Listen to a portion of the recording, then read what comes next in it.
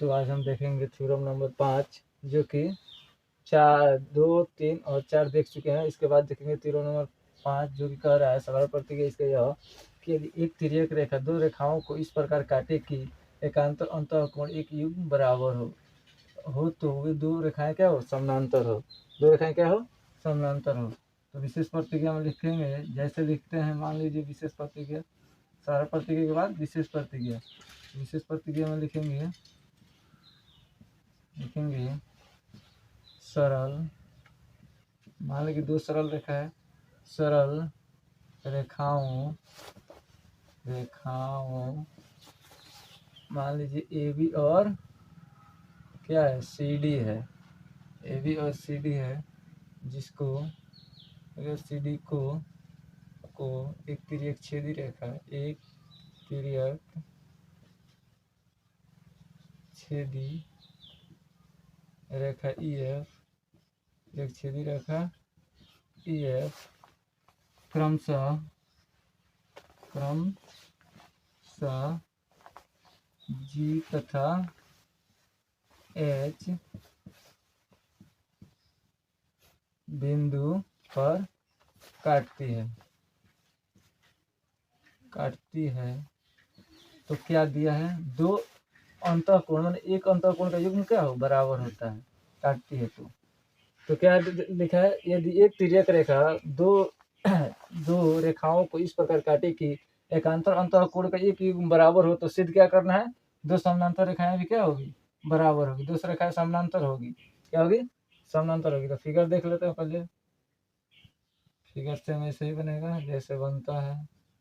इसको एक तिर्यक छेदी रेखा काट रही है, ठीक है, काट रही है। ये हो गया ए बी, ये हो गया सी डी, ठीक है, और ये हो गया ई, ये हो गया एफ। यहाँ जी बिंदु पर काट रही है, यहाँ एच बिंदु पर काट रही है। तो ये कोण और ये कोण क्या है, बराबर है। ये दोनों कोण क्या है, बराबर है। तो क्या दिया है, जब दो काट रही है तो दिया है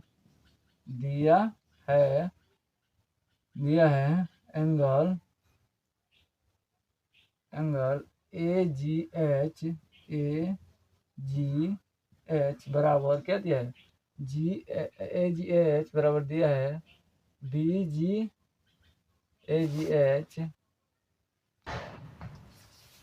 तो क्या होता है, ए जी एच बराबर हो जाएगा, क्या हो जाएगा, ए जी एच क्या दिया है, G H C, angle G H C बराबर हो जाएगा एंगल, इस एंगल के बराबर ये क्या होगा, ये एंगल होगा, क्या होगा, बी जी एच, क्या हो जाएगा इसके बराबर, बी जी एच। ठीक है, ये दिया है तो सिद्ध क्या करना है हमको, तो सिद्ध करना है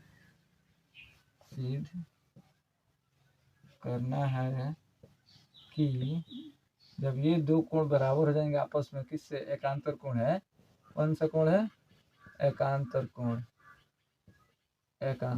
है, ठीक है। तो जब ये दोनों कोण बराबर तो सिद्ध करना है क्या, ए बी समानांतर सी डी, सिद्ध करके दिखाना चाहिए एक दूसरे के समानांतर होगी, ठीक है। तो उत्पत्ति में लिखेंगे, उत्पत्ति में लिखेंगे कि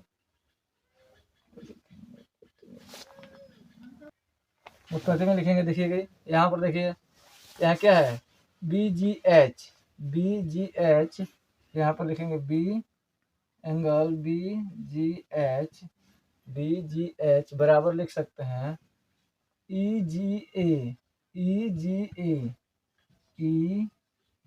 जी ए किससे, समूह कोण से। दोनों आमने सामने कोण है तो समूह कोण से क्या होंगे, आपस में ये बराबर होंगे, समूह कोण से दोनों आपस में क्या हो गए, बराबर हो गए, ठीक है। यहाँ देखिए बी जी एच बराबर ई जी ए हो गया, यहाँ क्या है, बी जी एच बराबर जी एच सी हो गया।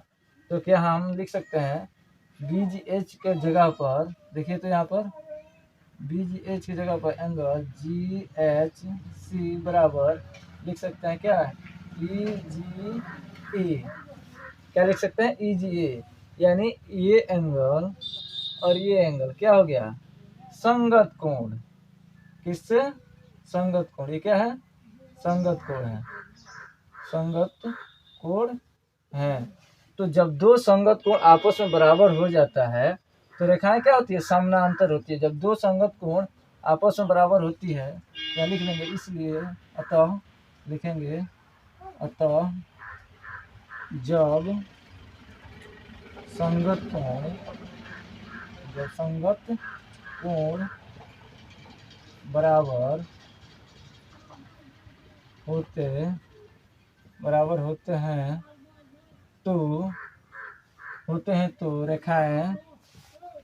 तो रेखाएं समानांतर होगी, तो रेखाएं समांतर होती है